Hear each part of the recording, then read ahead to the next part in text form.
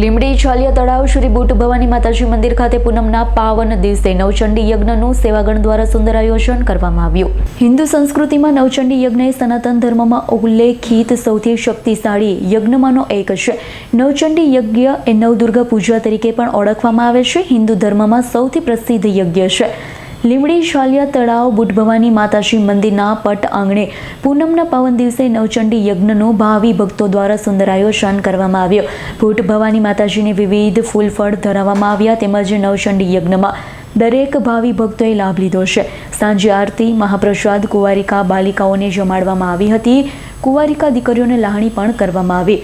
લીંબડી ધારાસભ્ય કિરીટસિંહ રાણા, લીંબડી શહેર ક્ષત્રિય સમાજ પ્રમુખ સહદેવસિંહ રાણા, મહામંત્રી મહાવીરસિંહ ઝાલા, ભગીરથસિંહ રાણા, ભરતભાઈ પટેલ, નવીન પરી ગોસ્વામી, ભુવા મુકેશભાઈ, યશવંતસિંહ ઝાલા, લગધીરસિંહ રાણા, ટીનાભાઈ સાજણભાઈ, ભીખુભાઈ જાડેજા, લીંબડી શહેર અને આસપાસ ગામના દરેક ભાવિ ભક્તો ઉપસ્થિત રહી બુટ ભવાની માતાજી, શીતળા માતાજીના દિવ્ય દર્શન કરી સૌ કોઈ પોતાની જાતને ધન્યતા અનુભવી હતી। દીપકસિંહ વાઘેલાનો રિપોર્ટ, S9 ન્યૂઝ, લીંબડી।